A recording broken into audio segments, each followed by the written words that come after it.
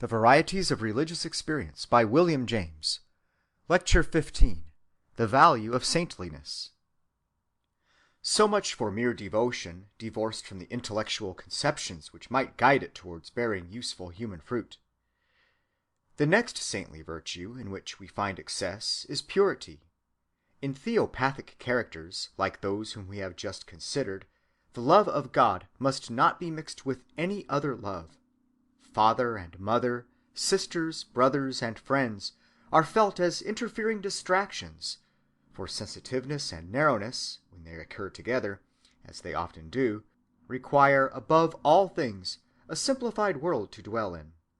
Variety and confusion are too much for their powers of comfortable adaptation. But whereas your aggressive pietist reaches his unity objectively, by forcibly stamping disorder and divergence out, your retiring pietist reaches his subjectively, leaving disorder in the world at large, but making a smaller world in which he dwells himself, and from which he eliminates it altogether. Thus, alongside of the Church, militant with its prisons, dragonnades, and inquisition methods, we have the Church fijunt, as one might call it, with its hermitages, monasteries, and sectarian organizations, both churches pursuing the same object, to unify the life and simplify the spectacle presented to the soul. Footnote: on this subject I refer to the work of M. Musil, who makes inner unification the mainspring of the whole religious life. But all strongly ideal interests, religious or irreligious, unify the mind and tend to subordinate everything to themselves.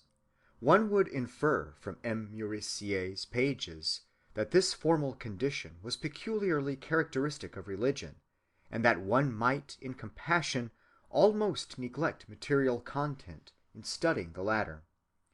I trust that the present work will convince the reader that religion has plenty of material content which is characteristic, and which is more important by far than any general psychological form. In spite of this criticism, I find M. Musil's book highly instructive.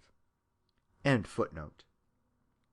A mind extremely sensitive to inner discords will drop one external relation after another as interfering with the absorption of consciousness in spiritual things. Amusements must go first, then conventional society, then business, then family duties, until at last seclusion, with a subdivision of the day into hours for stated religious acts, is the only thing that can be borne. The lives of saints are a history of successive renunciations of complication, one form of contact with the outer life being dropped after another, to save the purity of inner tone. Footnote.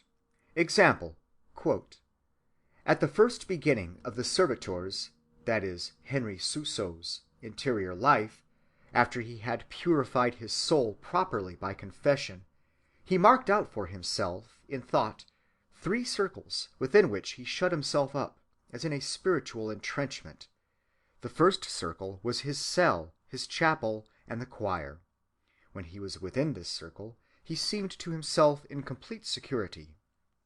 The second circle was the whole monastery, as far as the outer gate.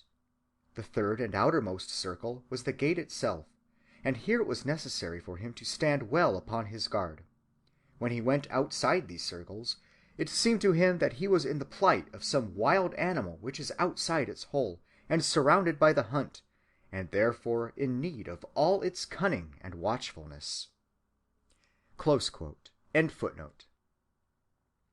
A young sister asks her superior, quote, is it not better that I should not speak at all during the hour of recreation, so as not to run the risk, by speaking, of falling into some sin of which I might not be conscious? Close quote. If the life remains a social one at all, those who take part in it must follow one identical rule. Embosomed in this monotony, the zealot for purity feels clean and free once more. The minuteness of uniformity maintained in certain sectarian communities, whether monastic or not, is something almost inconceivable to a man of the world. Costume, phraseology, hours, and habits are absolutely stereotyped, and there is no doubt that some persons are so made as to find in this stability an incomparable kind of mental rest. We have no time to multiply examples, so I will let the case of St. Louis of Gonzaga serve as a type of excess in purification. I think you will agree that this youth carried the elimination of the external and discordant to a point which we cannot unreservedly admire. At the age of 10, his biographer says, quote, "The inspiration came to him to consecrate to the Mother of God his own virginity, that being to her the most agreeable of possible presents. Without delay then, and with all the fervor there was in him, joyous of heart and burning with love, he made his vow of perpetual chastity. Mary accepted the offering of his innocent heart, and obtained for him from God, as a recompense, the extraordinary grace of never feeling during his entire life the slightest touch of temptation against the virtue of purity. This was an altogether exceptional favor, rarely accorded even to saints themselves, and all the more marvelous in that Louis dealt always in courts and among great folks, where danger and opportunity are so unusually frequent. It is true that Louis, from his earliest childhood, had shown a natural repugnance for whatever might be impure or unvirginal, and even for relations of any sort whatever between persons of opposite sex. But this made it all the more surprising that he should, especially since this vow, feel it necessary to have recourse to such a number of expedients for protecting against even the shadow of danger the virginity which he had thus consecrated. One might suppose that if any one could have contented himself with the ordinary precautions prescribed for all Christians, it would assuredly have been he. But no! In the use of preservatives and means of defense, in flight from the most insignificant occasions, from every possibility of peril, just as in the mortification of his flesh, he went farther than the majority of saints. He, who by an extraordinary protection of God's grace was never tempted, measured all the steps as if he were threatened on every side by particular dangers. Thenceforward he never raised his eyes, either when walking in the streets or when in society. Not only did he avoid all business with females even more scrupulously than before, but he renounced all conversation and every kind of social recreation with them, although his father tried to make him take part, and he commenced only too early to deliver his innocent body to austerities of every kind." Close quote. At the age of 12, we read of this young man that, quote, "if by chance his mother sent one of her maids of honor to him with a message, he never allowed her to come in, but listened to her through the barely opened door, and dismissed her immediately. He did not like to be alone with his own mother, whether at table or in conversation, and when the rest of the company withdrew, he sought also a pretext for retiring. Several great ladies, relatives of his, he avoided learning to know even by sight, and he made a sort of treaty with his father, engaging promptly and readily to accede to all his wishes if he might only be excused from all visits to ladies." Close quote. When he was 17 years old, Louis joined the Jesuit order against his father's passionate entreaties, for he was heir of a princely house, and when a year later the father died, he took the loss as a particular attention to himself on God's part, and wrote letters of stilted good advice, as from a spiritual superior, to his own grieving mother. Footnote: in his boyish notebook he praises the monastic life for its freedom from sin and for the imperishable treasures which it enables us to store up, quote, "of merit in God's eyes, which makes of him our debtor for all eternity." Close quote. End footnote. He soon became so good a monk that if anyone asked him the number of his brothers and sisters, He had to reflect and count them over before replying. A father asked him one day if he were never troubled by the thought of his family, to which, "I never think of them except when praying for them," was his only answer. Never was he seen to hold in his hand a flower or anything perfumed that he might take pleasure in it. On the contrary, in the hospital he used to seek for whatever was most disgusting, and eagerly snatch the bandages of ulcers, etc., from the hands of his companions. He avoided worldly talk, and immediately tried to turn every conversation on to pious subjects, or else he remained silent. He systematically refused to notice his surroundings. Being ordered one day to bring a book from the rector's seat in the refectory, he had to ask where the rector sat, for in the 3 months he had eaten bread there, so carefully did he guard his eyes that he had not noticed the place. One day during recess, having looked by chance on one of his companions, he reproached himself as for a grave sin against modesty. He cultivated silence as preserving from sins of the tongue, and his greatest penance was the limit which his superiors set to his bodily penances. He sought after false accusations and unjust reprimands as opportunities of humility, and such was his obedience that, when a roommate, having no more paper, asked him for a sheet, he did not feel free to give it to him without first obtaining the permission of the superior, who, as such, stood in the place of God and transmitted his orders. I can find no other sorts of fruit than this of Louis's saintship. He died in 1591 in his 29th year, and is known in the Church as the patron of all young people. On his festival, the altar in the chapel devoted to him on a certain church in Rome, "is embosomed with flowers, arranged with exquisite taste, and a pile of letters may be seen at its foot, written to the saint by young men and women, and directed to Paradiso.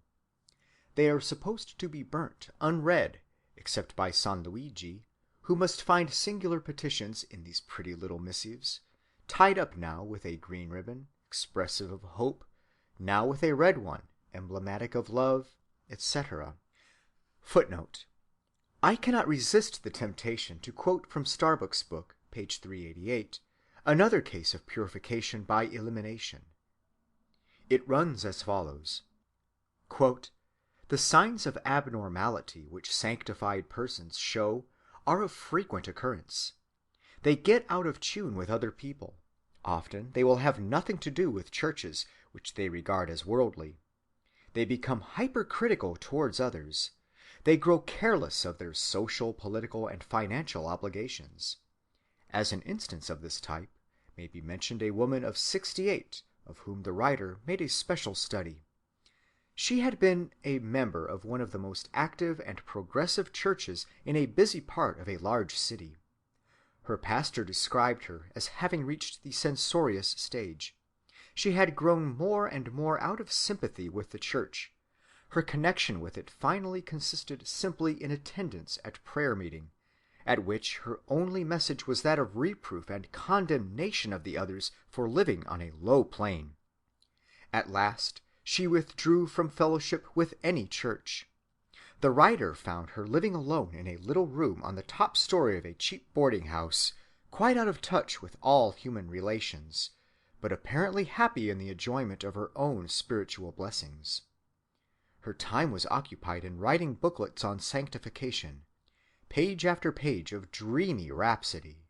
She proved to be one of a small group of persons who claim that entire salvation involves 3 steps instead of 2. Not only must there be conversion and sanctification, but a third, which they call crucifixion or perfect redemption, and which seems to bear the same relation to sanctification that this bears to conversion.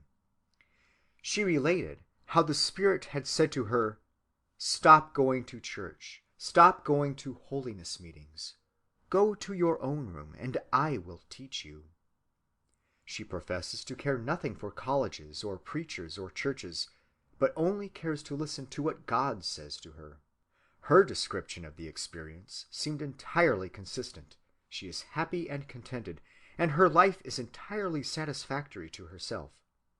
While listening to her own story, one was tempted to forget that it was from the life of a person who could not live by it in conjunction with her fellows. Close quote. End footnote. Our final judgment of the worth of such a life as this will depend largely on our conception of God and of the sort of conduct he is best pleased with in his creatures. The Catholicism of the 16th century paid little heed to social righteousness, and to leave the world to the devil whilst saving one's own soul was then accounted no discreditable scheme. Today, rightly or wrongly, helpfulness in general human affairs is, in consequence of one of those secular mutations in moral sentiment of which I spoke, deemed an essential element of worth in character, and to be of some public or private use is also reckoned as a species of divine service. Other early Jesuits, especially the missionaries, among them the Javiers, the Brebeufs, the Jugs, were objective minds, and fought in their way for the world's welfare, so their lives today inspire us. But when the intellect, as in this Louis, is originally no larger than a pin's head, and cherishes ideas of God of corresponding smallness, the result, notwithstanding the heroism put forth, is on the whole repulsive. Purity, we see in the object lesson, is not the one thing needful, and it is better that a life should contract many a dirt mark than forfeit usefulness in its efforts to remain unspotted. Proceeding onwards in our search of religious extravagance, we next come upon excesses of tenderness and charity. Here saintliness has to face the charge of preserving the unfit and breeding parasites and beggars. Resist not evil. Love your enemies. These are saintly maxims on which men of this world find it hard to speak without impatience. Are the men of this world right, or are the saints in possession of the deeper range of truth? No simple answer is possible. Here, if anywhere, one feels the complexity of the moral life and the mysteriousness of the way in which facts and ideals are interwoven. Perfect conduct is a relation between three terms: the actor, the objects for which he acts, and the recipients of the action. In order that conduct should be abstractly perfect, all three terms, intention, execution, and reception, should be suited to one another. The best intention will fail if it either work by false means or address itself to the wrong recipient. Thus, no critic or estimator of the value of conduct can confine himself to the actor's animus alone, apart from the other elements of the performance. If there is no worse lie than a truth misunderstood by those who hear it, so reasonable arguments, challenges to magnanimity, and appeals to sympathy or justice, are folly when we are dealing with human crocodiles and boa constrictors. The saint may simply give the universe into the hands of the enemy by his trustfulness. He may, by non-resistance, cut off his own survival. Herbert Spencer tells us that the perfect man's conduct will appear perfect only when the environment is perfect. To no inferior environment is it suitably adapted.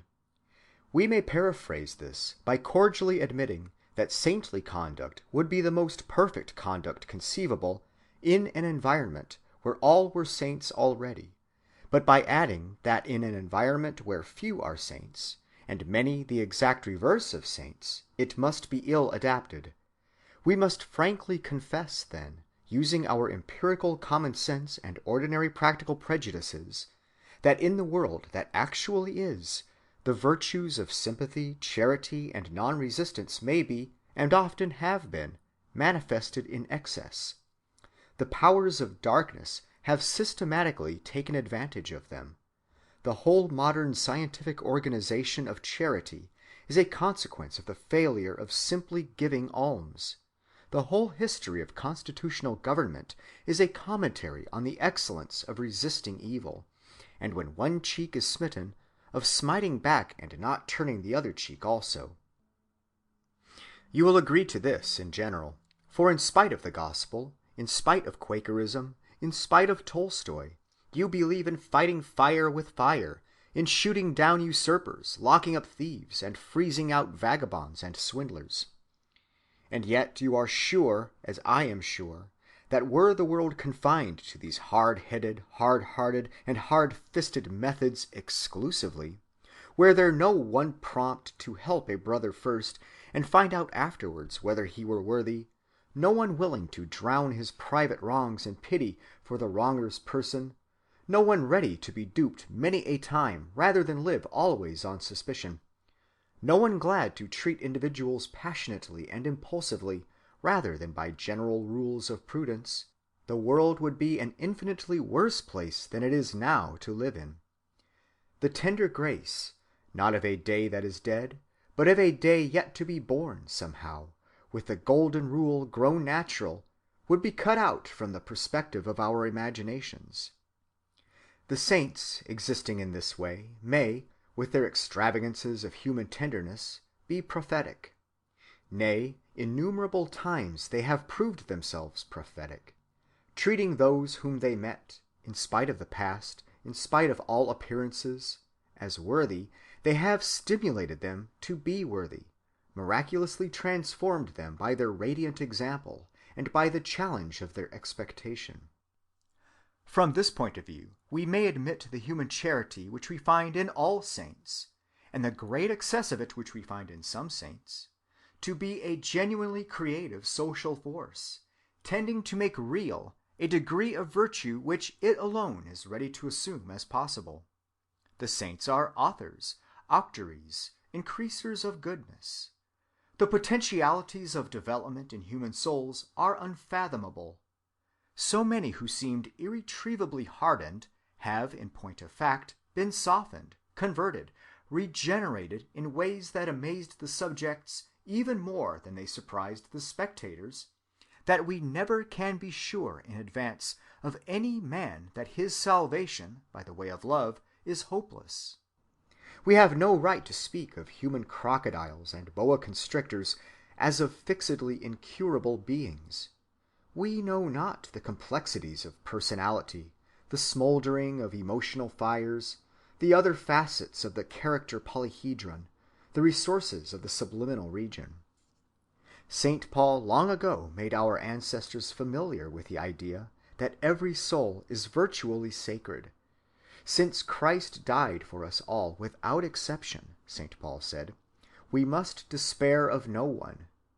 This belief in the essential sacredness of everyone expresses itself today in all sorts of humane customs and reformatory institutions, and in a growing aversion to the death penalty and to brutality in punishment.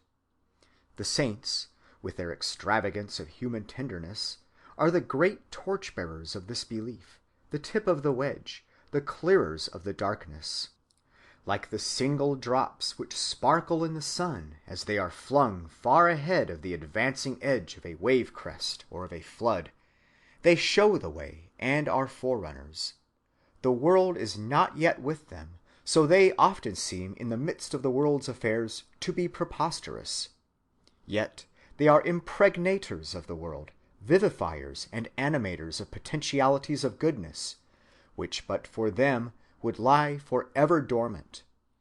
It is not possible to be quite as mean as we naturally are when they have passed before us.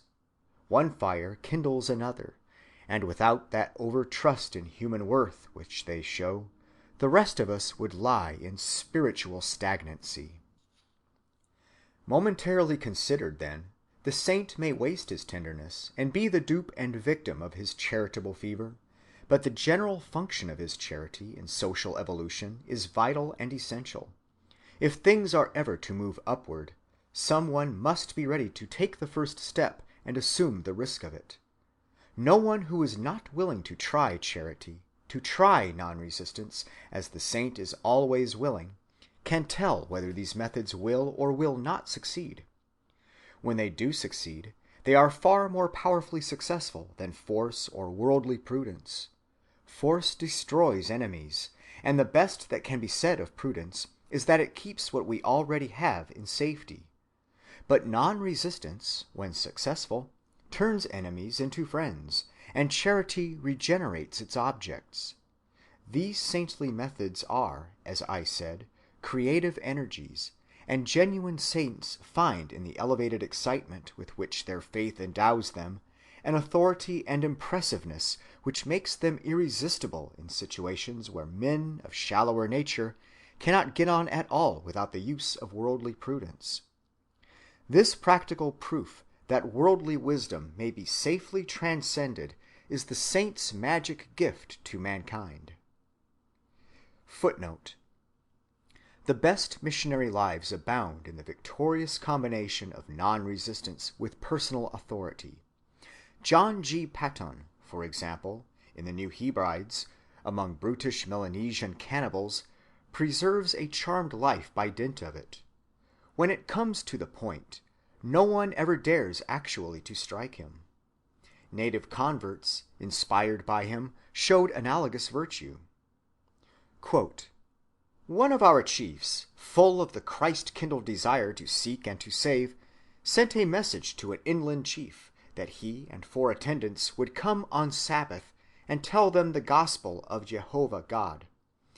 The reply came back sternly forbidding their visit, and threatening them with death any Christian that approached their village.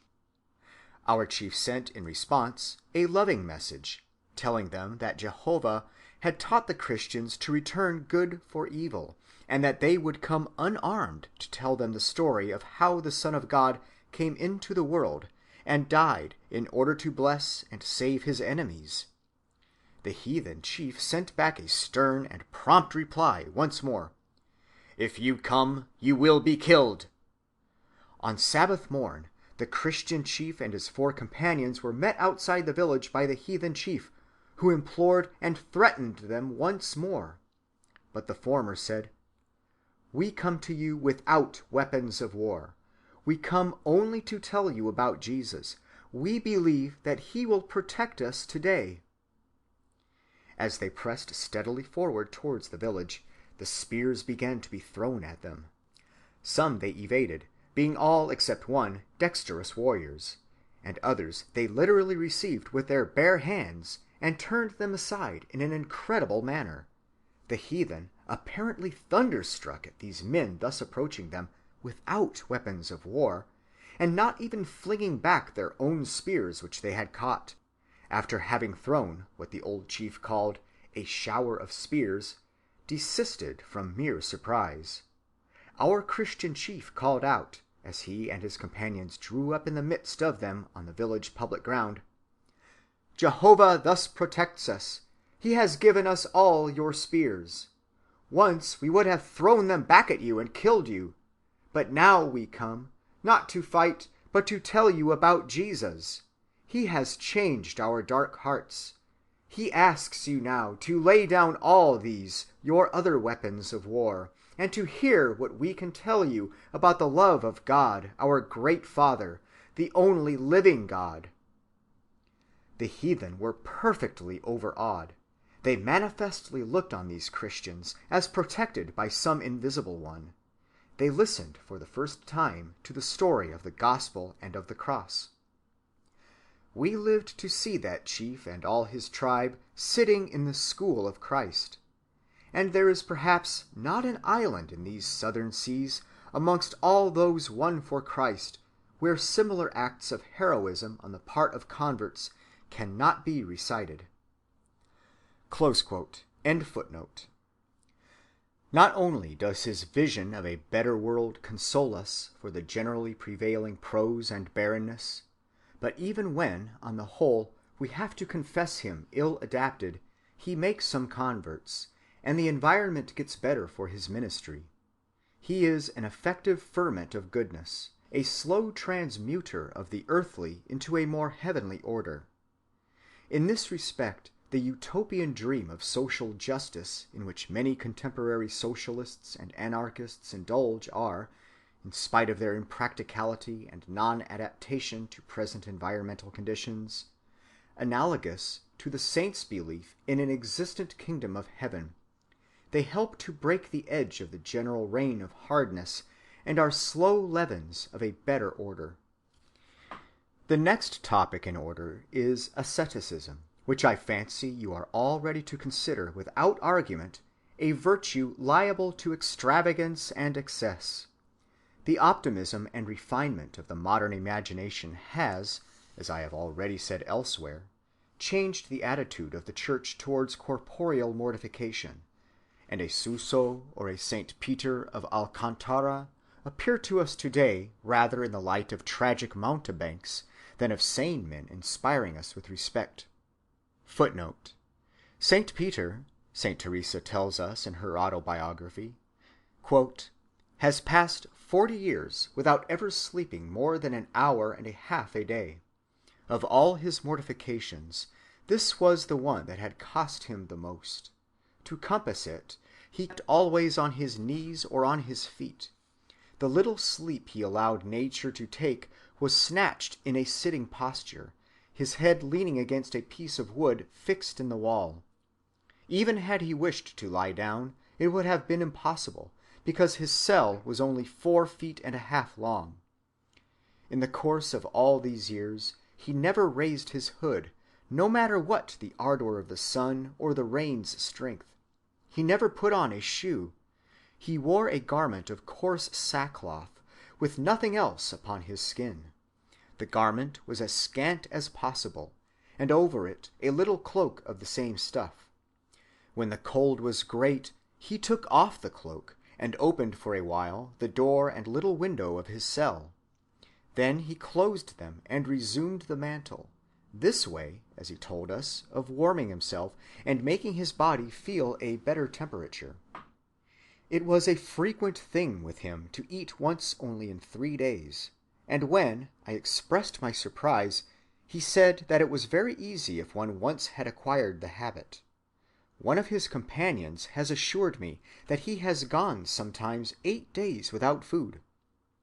His poverty was extreme, and his mortification, even in his youth, was such that he told me he had passed 3 years in a house of his order without knowing any of the monks otherwise than by the sound of their voice, for he never raised his eyes, and only found his way about by following the others. He showed this same modesty on public highways. He spent many years without ever laying eyes upon a woman, but he confessed to me that at the age he had reached, it was indifferent to him whether he laid eyes on them or not. He was very old when I first came to know him, and his body so attenuated that it seemed formed of nothing so much as of so many roots of trees.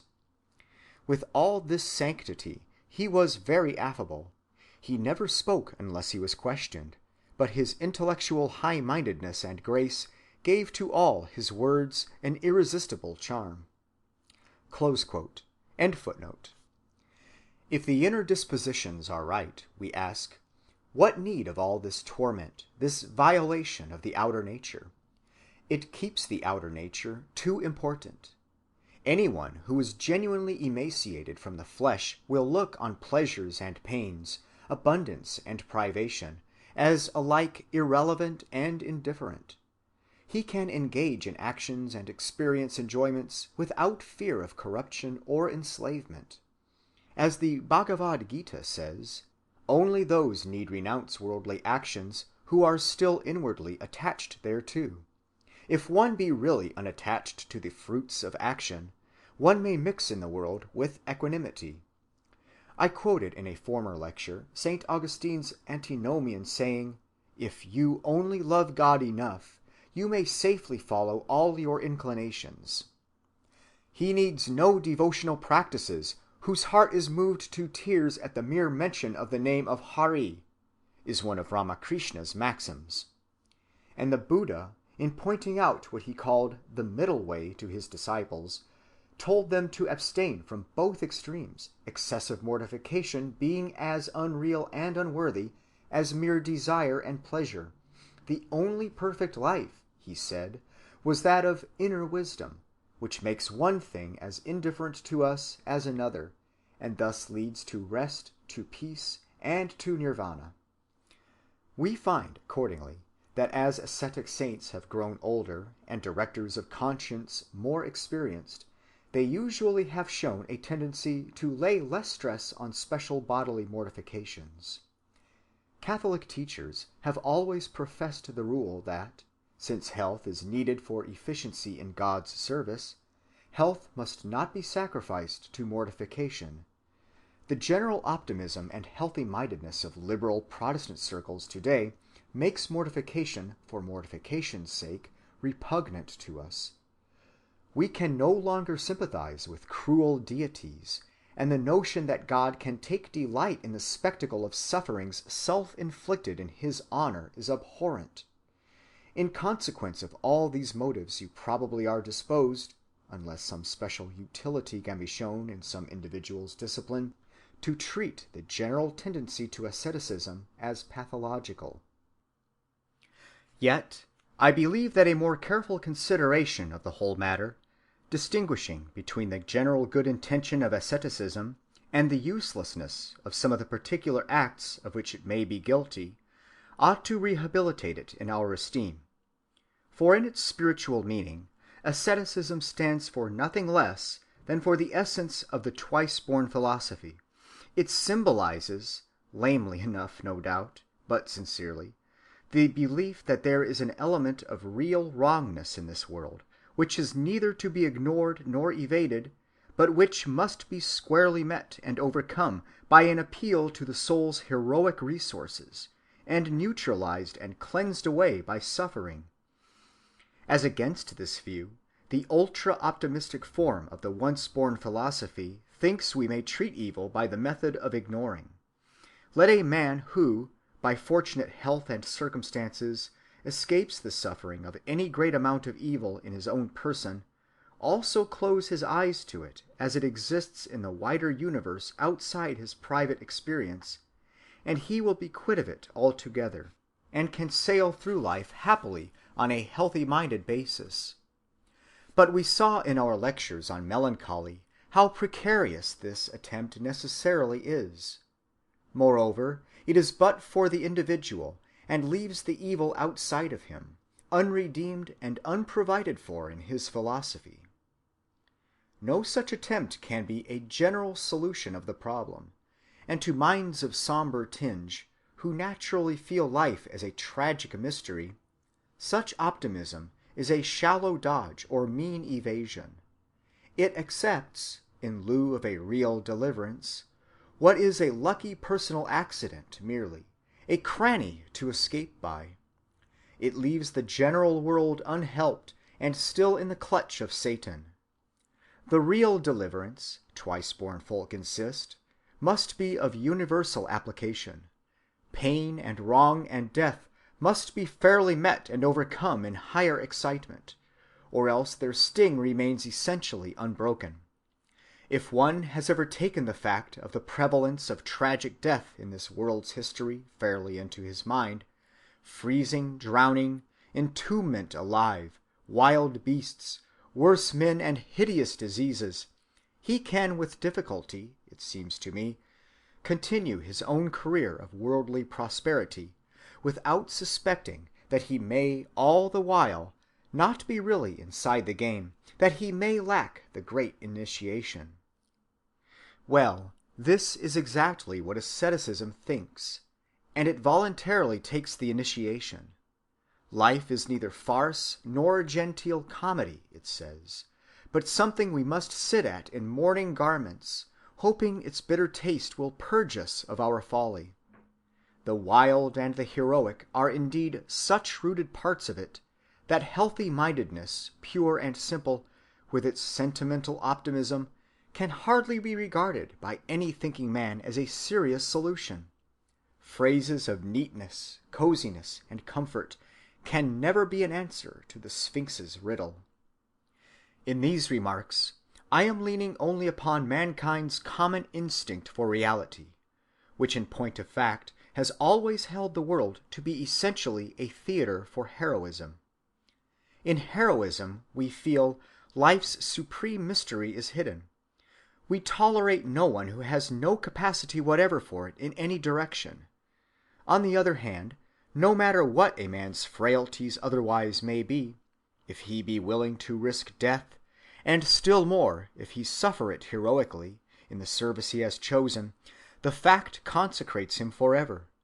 Inferior to ourselves in this or that way, if yet we cling to life, and he is able to fling it away like a flower, as caring nothing for it, we account him in the deepest way our born superior. Each of us in his own person feels that a high-hearted indifference to life would expiate all his shortcomings.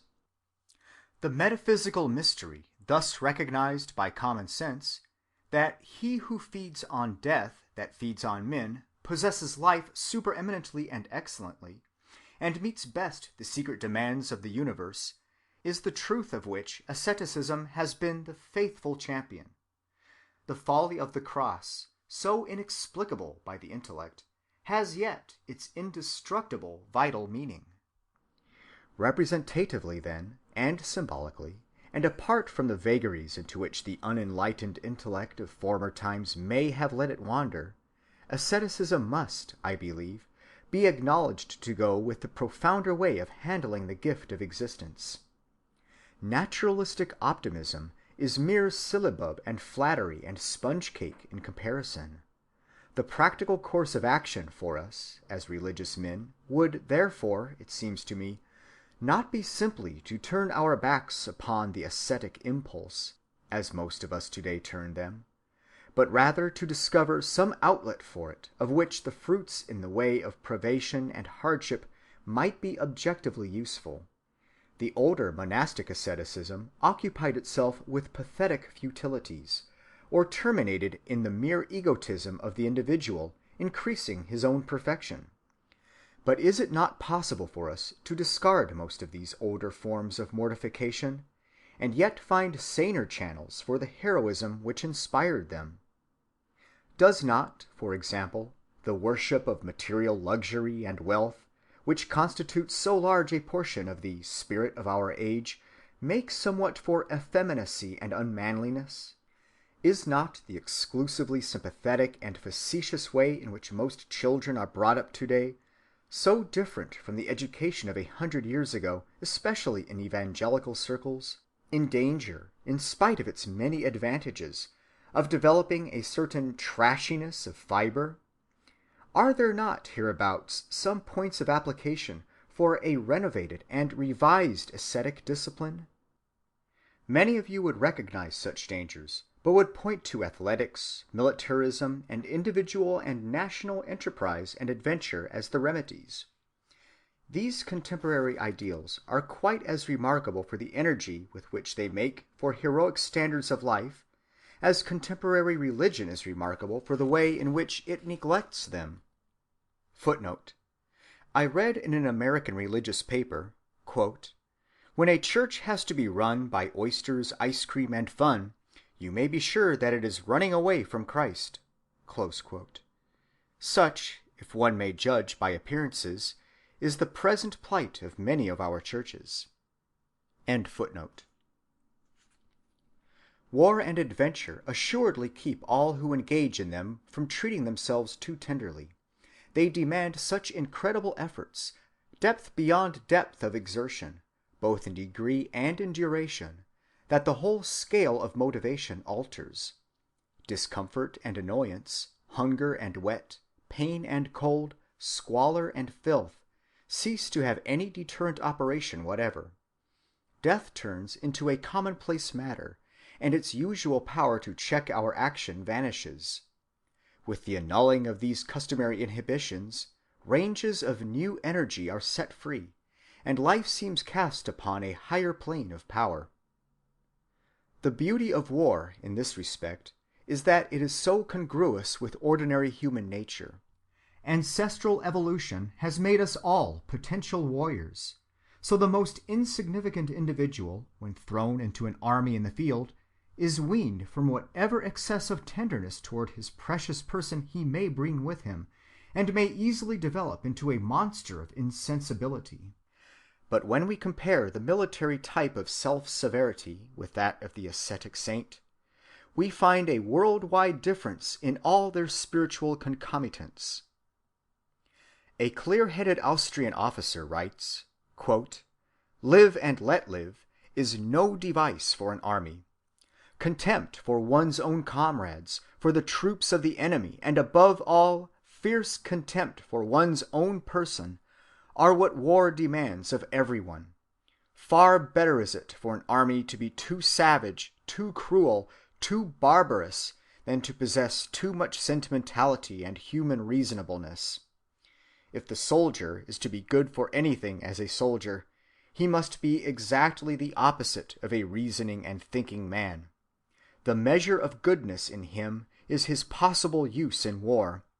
War, and even peace, require of the soldier absolutely peculiar standards of morality. The recruit brings with him common moral notions, of which he must seek immediately to get rid. For him, victory, success must be everything. The most barbaric tendencies in men come to life again in war, and for war's uses they are incommensurably good." Close quote. These words are, of course, literally true. The immediate aim of the soldier's life is, as Moltke said, destruction, and nothing but destruction, and whatever constructions wars result in are remote and non-military. Consequently, the soldier cannot train himself to be too feelingless to all those usual sympathies and respects, whether for persons or for things, that make for conservation. Yet the fact remains that war is a school of strenuous life and heroism, and being in the line of aboriginal instinct is the only school that as yet is universally available. But when we gravely ask ourselves whether this wholesale organization of irrationality and crime be our only bulwark against effeminacy, we stand aghast at the thought, and think more kindly of ascetic religion.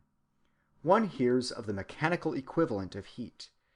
What we now need to discover in the social realm is the moral equivalent of war, something heroic that will speak to men as universally as war does, and yet will be as compatible with their spiritual selves as war has proved itself to be incompatible. I have often thought that in the old monkish poverty-worship, in spite of the pedantry which infested it, there might be something like a moral equivalent of war which we are seeking. May not voluntarily accepted poverty be the strenuous life, without the need of crushing weaker peoples? Poverty indeed is the strenuous life, without brass bands or uniforms or hysteric popular applause, or lies or circumlocutions. And when one sees the way in which wealth-getting enters as an ideal into the very bone and marrow of our generation, one wonders whether a revival of the belief that poverty is a worthy religious vocation may not be the transformation of military courage and the spiritual reform which our time stands most in need of. Among us English-speaking peoples especially do the praises of poverty need once more to be boldly sung. We have grown literally afraid to be poor. We despise anyone who elects to be poor in order to simplify and save his inner life. If he does not join the general scramble and pant with the money-making street, we deem him spiritless and lacking in ambition. We have lost the power even of imagining what the ancient idealization of poverty could have meant: the liberation from material attachments, the unbribed soul, the manlier indifference, the paying our way by what we are or do, and not by what we have, the right to fling away our life at any moment irresponsibly, the more athletic trim, in short, the moral fighting shape. When we, of the so-called better classes, are scared as men were never scared in history at material ugliness and hardship, when we put off marriage until our house can be artistic, and quake at the thought of having a child without a bank account and doomed to manual labor, it is time for thinking men to protest against so unmanly and irreligious a state of opinion. It is true that so far as wealth gives time for ideal ends and exercise to ideal energies, wealth is better than poverty and ought to be chosen. But wealth does this only in a portion of the actual cases. Elsewhere, the desire to gain wealth and the fear to lose it are our chief breeders of cowardice and propagators of corruption. There are thousands of conjunctures in which a wealth-bound man must be a slave, whilst a man for whom poverty has no terrors becomes a free man. Think of the strength which personal indifference to poverty would give us if we were devoted to unpopular causes. We need no longer hold our tongues or fear to vote the revolutionary or reformatory ticket. Our stocks might fall, our hopes of promotion vanish, our salaries stop, our club doors close in our faces. Yet, while we lived, we would imperturbably bear witness to the Spirit, and our example would help to set free our generation. The cause would need its funds, but we, its servants, would be potent in proportion as we personally were contented with our poverty. I recommend this matter to your serious pondering, for it is certain that the prevalent fear of poverty among the educated classes is the worst moral disease from which our civilization suffers. I have now said all that I can usefully say about the several fruits of religion as they are manifested in saintly lives, so I will make a brief review and pass to my more general conclusions. Our question, you will remember, is as to whether religion stands approved by its fruits, as these are exhibited in the saintly type of character. Single attributes of saintliness may, it is true, be temperamental endowments, found in non-religious individuals, but the whole group of them forms a combination which, as such, is religious, for it seems to flow from the sense of the divine as from its psychological center. Whoever possesses strongly this sense comes naturally to think that the smallest details of this world derive infinite significance from their relation to an unseen divine order. The thought of this order yields him a superior denomination of happiness and a steadfastness of soul with which no other can compare. In social relations, his serviceability is exemplary. He abounds in impulses to help. His help is inward as well as outward, for his sympathy reaches souls as well as bodies, and kindles unsuspected faculties therein. Instead of placing happiness where common men place it in comfort, he places it in a higher kind of inner excitement, which converts discomforts into sources of cheer and annuls unhappiness. So he turns his back upon no duty, however thankless, and when we are in need of assistance, we can count upon the saint lending his hand with more certainty than we can count upon any other person. Finally, his humble-mindedness and his ascetic tendencies save him from the petty personal pretensions which so obstruct our ordinary social intercourse, and his purity gives us in him a clean man for a companion. Felicity, purity, charity, patience, self-severity, these are splendid excellencies, and the saint of all men shows them in the completest possible measure. But, as we saw, all these things together do not make saints infallible. When their intellectual outlook is narrow, they fall into all sorts of holy excesses, fanaticism, or theopathic absorption, self-torment, prudery, scrupulosity, gullibility, and morbid inability to meet the world. By the very intensity of his fidelity to the paltry ideals with which an inferior intellect may inspire him, a saint can be even more objectionable and damnable than a superficial carnal man would be in the same situation. We must judge him not sentimentally only, and not in isolation, but using our own intellectual standards, placing him in his environment, and estimating his total function. Now in the matter of intellectual standards, we must bear in mind that it is unfair, where we find narrowness of mind, always to impute it as a vice to the individual, for in religious and theological matters he probably absorbs his narrowness from his generation. Moreover, we must not confound the essentials of saintliness, which are those general passions of which I have spoken, with its accidents, which are the special determinations of these passions at any historical moment. In these determinations, the saints will usually be loyal to their temporary idols of their tribe.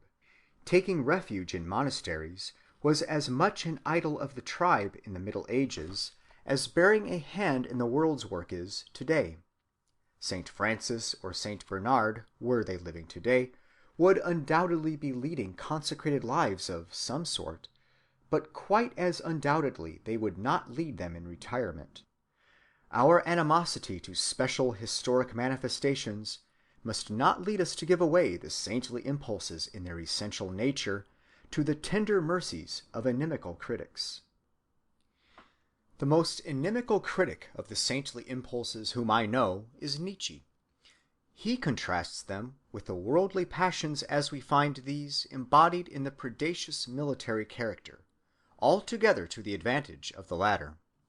Your born saint, it must be confessed, has something about him which often makes the gorge of a carnal man rise, so it will be worth while to consider the contrast in question more fully.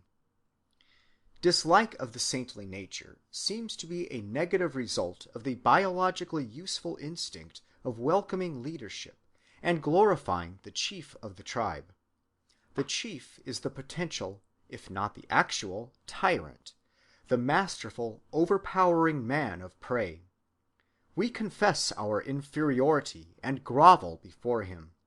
We quail under his glance, and are at the same time proud of owning so dangerous a lord. Such instinctive and submissive hero-worship must have been indispensable in primeval tribal life. In the endless wars of those times, leaders were absolutely needed for the tribe's survival. If there were any tribes who owned no leaders, they can have left no issue to narrate their doom. The leaders always had good consciences, for conscience in them coalesced with will, and those who looked on their face were as much smitten with wonder at their freedom from inner restraint as with awe at the energy of their outward performances. Compared with these beaked and taloned graspers of the world, saints are herbivorous animals, tame and harmless barnyard poultry. There are saints whose beard you may, if you ever care to, pull with impunity. Such a man excites no thrills of wonder veiled in terror. His conscience is full of scruples and returns. He stuns us neither by his inward freedom nor his outward power, and unless he found within us an altogether different faculty of admiration to appeal to, we should pass him by with contempt. In point of fact, he does appeal to a different faculty. Reenacted in human nature is the fable of the wind, the sun, and the traveler.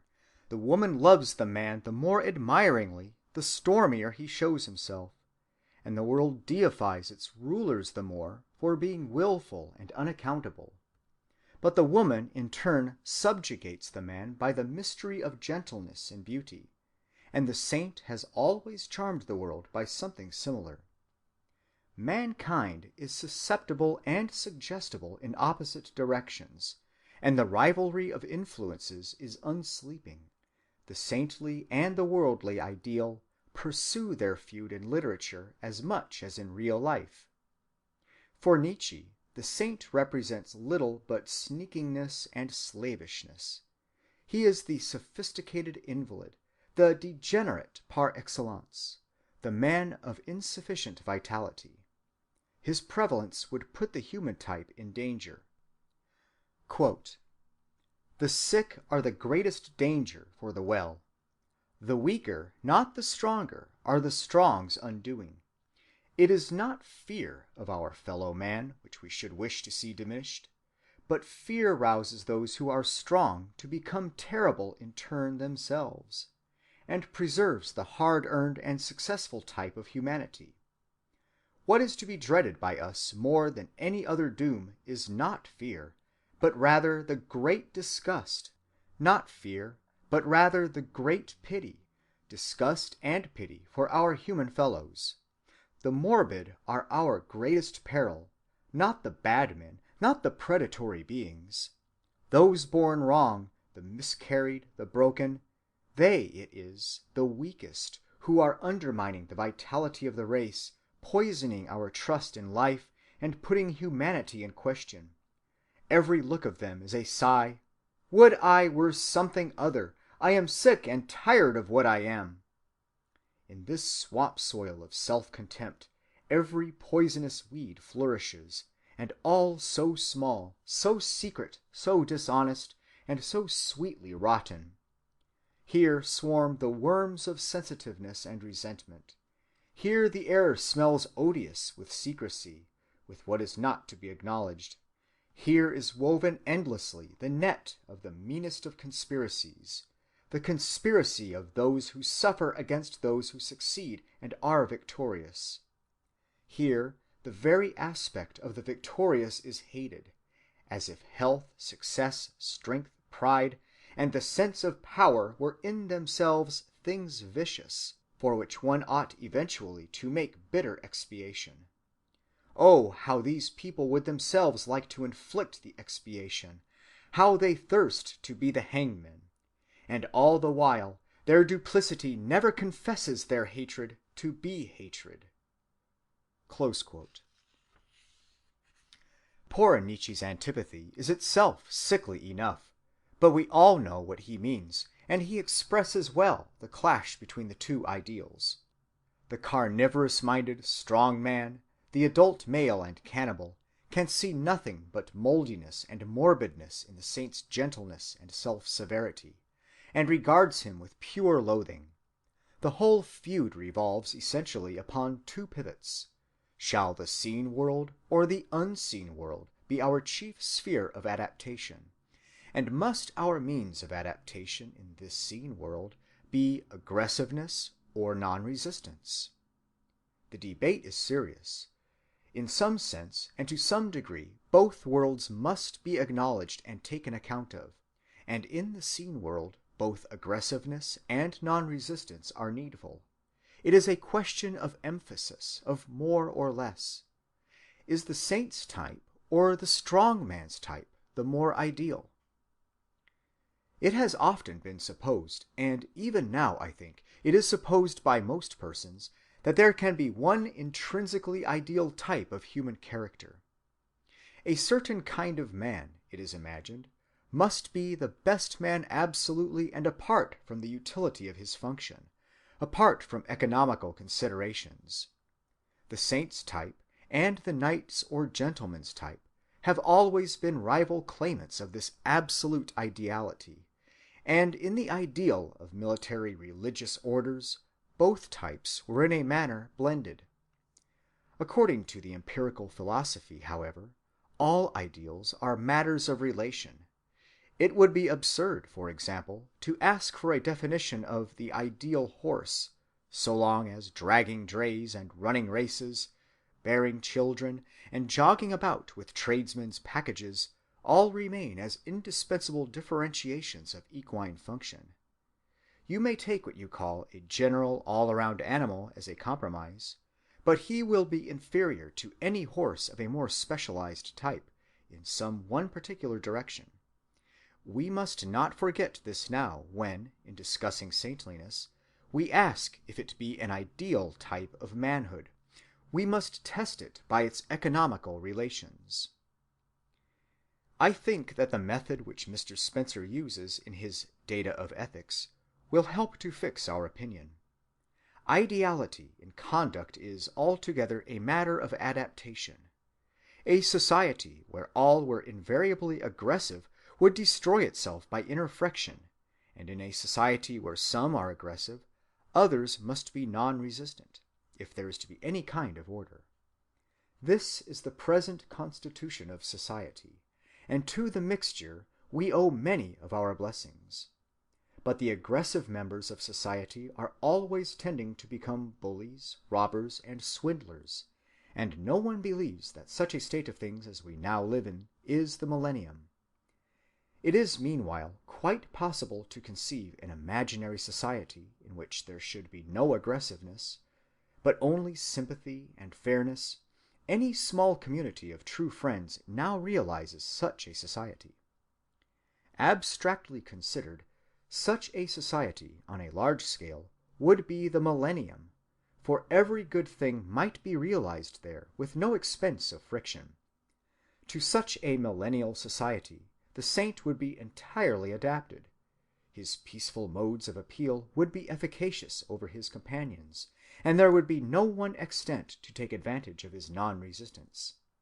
The saint is therefore abstractly a higher type of man than the strong man, because he is adapted to the highest society conceivable, whether that society ever be concretely possible or not. The strong man would immediately tend by his presence to make that society deteriorate. It would become inferior in everything save in a certain kind of bellicose excitement, dear to men as they are now. But if we turn from the abstract question to the actual situation, we find that the individual saint may be well or ill adapted according to particular circumstances. There is, in short, no absoluteness in the excellence of sainthood. It must be confessed that as far as this world goes, anyone who makes an out-and-out saint of himself does so at his peril. If he is not a large enough man, he may appear more insignificant and contemptible for all his saintship than if he had remained a worldling. Footnote: we all know daft saints, and they inspire a queer kind of aversion. But in comparing saints with strong men, we must choose individuals on the same intellectual level. The underwitted strong man, homologous in his sphere with the underwitted saint, is the bully of the slums, the hooligan or rowdy. Surely on this level also the saint preserves a certain superiority. End footnote. Accordingly, religion has seldom been so radically taken in our Western world that the devotee could not mix it with some worldly temper. It has always found good men who could follow most of its impulses, but who stopped short when it came to non-resistance. Christ himself was fierce upon occasion. Cromwell's, Stonewall Jackson's, Gordon's show that Christians can be strong men also. How is success to be absolutely measured when there are so many environments and so many ways of looking at the adaptation? It cannot be measured absolutely. The verdict will vary according to the point of view adopted. From the biological point of view, St. Paul was a failure because he was beheaded. Yet he was magnificently adapted to the larger environment of history, and so far as any saint's example is a leaven of righteousness in the world, and draws it in the direction of more prevalent habits of saintliness, he is a success, no matter what his immediate bad fortune may be. The greatest saints, the spiritual heroes whom everyone acknowledges, the Francises, Bernards, Luthers, Loyolas, Wesleys, Channings, Moody's, Greatrees, the Phillips Brookses, the Agnes Joneses, Margaret Hallahans, and Dora Pattisons, are successes from the outset. They show themselves that there is no question. Everyone perceives their strength and stature. Their sense of mystery in things, their passion, their goodness, irradiate about them and enlarge their outlines while they soften them. They are like pictures with an atmosphere and background, and, placed alongside of them, the strong men of this world and no others seem as dry as sticks, as hard and crude as blocks of stone or brickbats. In a general way, then, and on the whole, our abandonment of theological criteria and our testing of religion by practical common sense and the empirical method leave it in possession of its towering place in history. Economically, the saintly group of qualities is indispensable to the world's welfare. The great saints are immediate successes, The smaller ones are at least heralds and harbingers, and they may be leavens also, of a better mundane order. Let us be saints then, if we can, whether or not we succeed visibly and temporally. But in our Father's house are many mansions, and each of us must discover for himself the kind of religion and the amount of saintship which best comports with what he believes to be his powers and feels to be his truest mission and vocation. There are no successes to be guaranteed, and no set orders to be given to individuals so long as we follow the methods of empirical philosophy. This is my conclusion so far. I know that on some of your minds it leaves a feeling of wonder that such a method should have been applied to such a subject, and this in spite of all those remarks about empiricism which I made at the beginning of Lecture 13. How, you say, can religion, which believes in two worlds and an invisible order, be estimated by the adaptation of its fruits to this world's order alone? It is its truth, not its utility, you insist, upon which our verdict ought to depend. If religion is true, its fruits are good fruits, even though in this world they should prove uniformly ill-adapted and full of naught but pathos. It goes back then, after all, to the question of the truth of theology. The plot inevitably thickens upon us. We cannot escape theoretical considerations. I propose, then, that to some degree we face the responsibility. Religious persons have often, though not uniformly, professed to see truth in a special manner. That manner is known as mysticism. I will consequently now proceed to treat at some length the mystical phenomena, and after that, though more briefly, I will consider religious philosophy. End of Lecture 15.